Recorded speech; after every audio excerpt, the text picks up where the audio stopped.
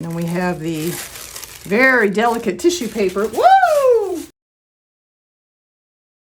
Hey everyone, Luxinda Swirl. We're here.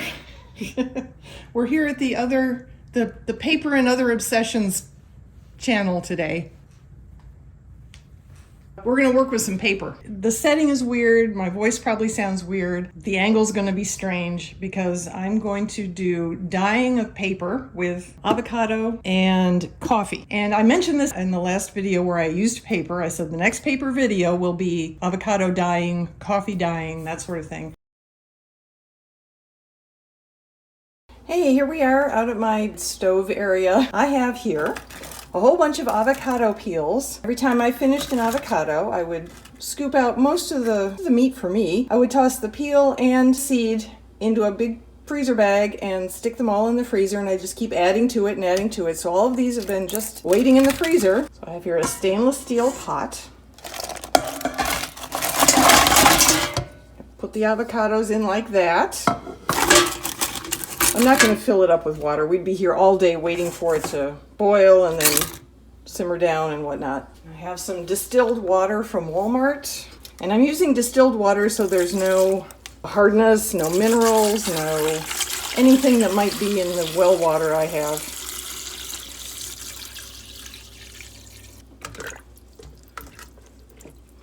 Okay.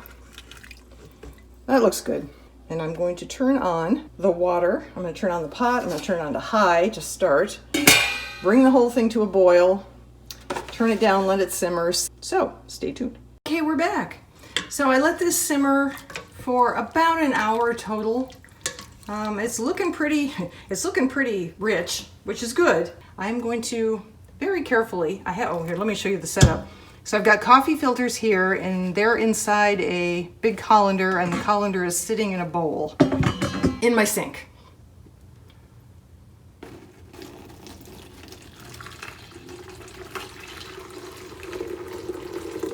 I'm pouring it so you can't see. I'm sorry.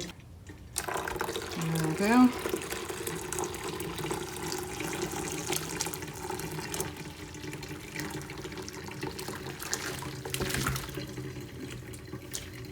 Yuck left in the pot. I'll just put that in the other sink. We'll let this drain out or strain through. Should end up with some pretty nice liquid at the end. I'm just going to leave this to keep draining.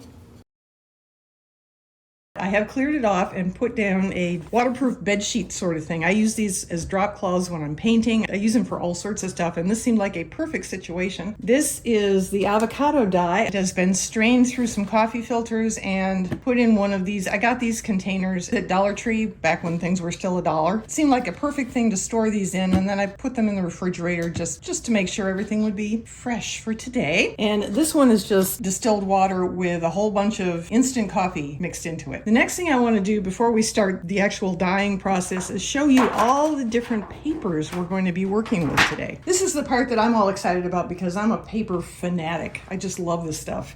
My mother used to tell people that I had a nose for paper, that I could sniff it out anywhere it was. And here's what we have. So we have our basic copy paper from Walmart. We have this watercolor artist studio pad. Some of these may be duplicates. I got different things. So this is watercolor paper that were the same type of paper but different brands because I was curious if that would make a difference. This is watercolor paper also. So technically these two are the same thing but made by different companies. This is a sketch diary. So it's thicker than copy paper, but I don't think it's anything particularly special. This is a mixed media pad from Grumbacher. It's a name brand. It's a nice heavy stock. So it's 98 pound, 185 GSM. It's good for graphite, colored pencil, charcoal, pastel, pen and ink, marker, watercolor, gouache, and acrylics.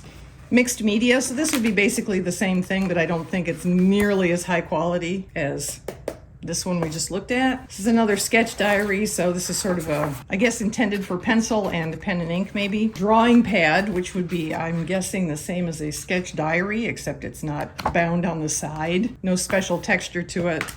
And again, more watercolor paper. This is the Grumbacher. This is their version of watercolor paper. And I got this stuff, and I think I have two different kinds here. These may or may not be the same thing. They don't look the same. They look to be different shades of sort of a very tan, very light beige. This is a very lightweight. I don't know if you can see my hand through there, but yeah, there you go. Very lightweight. Feels somewhat like it might be absorbent, so it should soak up the dye really well. Yeah, this feels very, very similar. Similar look to it, similar look through it, similar feel. They're not exactly the same. This feels softer. This feels like it has more of a smooth finish to it. So we'll see how they compare when we put them in dye. We move on to another sketch pad. This is a medium weight paper. This is a Walmart brand sketch pad, so medium weight, good for pencil sketching. This, I believe, is tracing paper. Oh, this is tissue paper. So this is very, very, very thin. Here we have a paint pad. So this is more watercolor paper. This is Strathmore brand, good stationer brand. Then I went to Dollar Tree and I got some kids paper. We'll see how that picks up dye. Practicing your letters. I have some doilies. These are metallic on one side, but white on the other, so they should pick up dye on this side at least, so we'll try that. And then we have tracing paper, again, the brand name Strathmore. So very, very thin, but not tissue paper. It's actually designed for pen and ink, I believe, and definitely pencil also.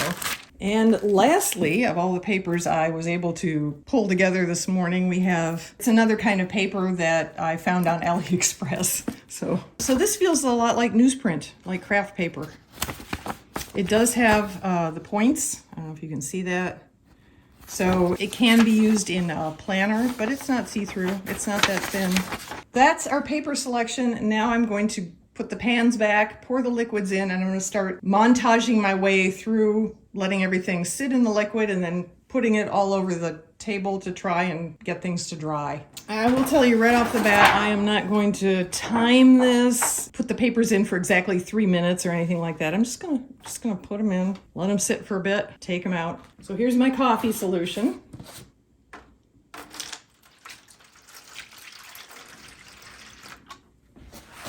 Here is my avocado solution. Woo!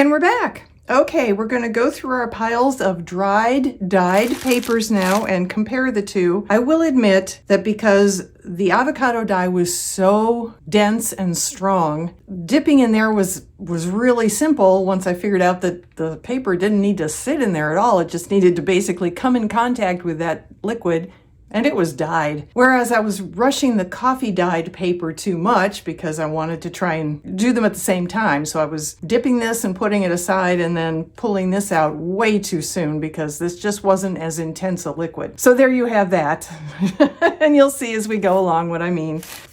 This is how our doily turned out. Didn't affect the metallic side at all, as expected, but this is sort of a very slight off-white now. This is a gorgeous dusty rose, maybe. I'm not going to name every color of every sheet. This, I'm not sure I showed in the finished video because I thought these fell apart, so I edited this part out, maybe.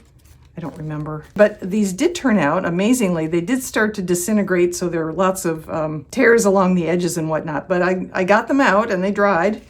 And they're very soft. I'm not sure this looks much different than before. This one certainly does. And then we have the very delicate tissue paper. Woo! I think both of these got destroyed the first time, so the second time I dipped them, I did it really quickly, which is why there's virtually nothing on here, but they look really ragged because they start to fall apart the second liquid touches them. And then this is the tracing paper, which I absolutely love. This is what I love most about paper, this sound. I'm not an ASMR person. I'm really not. I can't stand the lip smacky stuff. Ugh.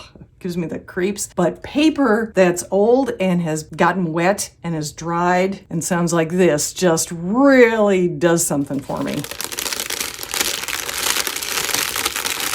Yeah, that's a sound I really love. And I did a whole bunch of extra sheets of tissue paper just so I could, do that. The sheets I got off AliExpress, the paper that has the little points in it. So these turned out beautiful, and these did too. Again, this was at the very beginning where I was actually leaving the papers in the coffee a little longer.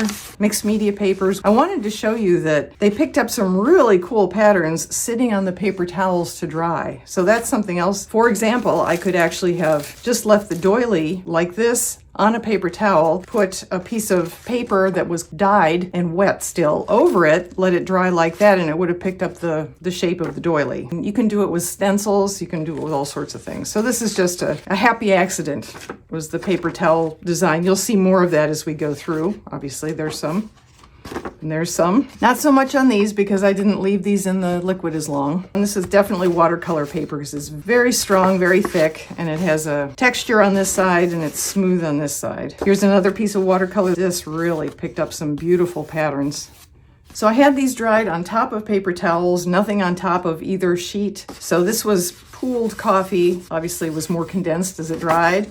Same here with the avocado juice, sat in little puddles and dried that way.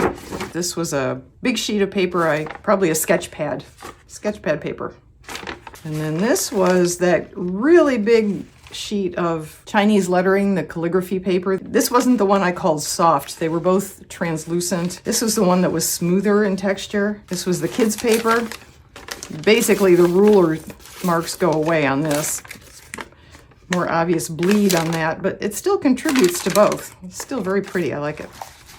This is another one of the medium weight papers. And then we're down to a piece I cannot find the coffee dyed version of, so it may have disintegrated completely. I don't remember what this was.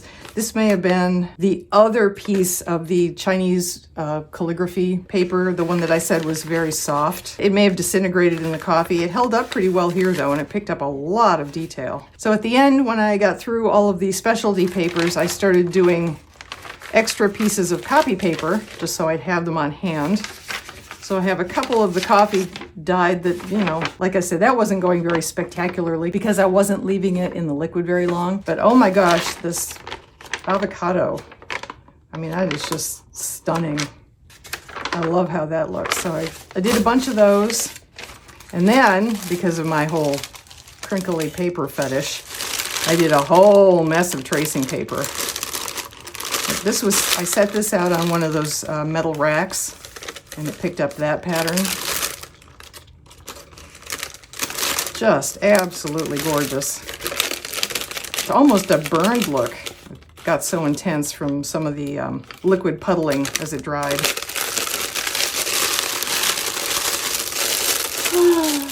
Heaven. Paper heaven. All right, so I wanted to just go through everything with you. That's where we're gonna stop. I'm not gonna do anything with these papers at this point. I will in future videos, I promise. This won't be the last you see of them, but this is already becoming a rather longish video, and I don't wanna do that. I don't wanna bore anybody. So we'll call it here. Stay safe, everyone. I will see you in the next video.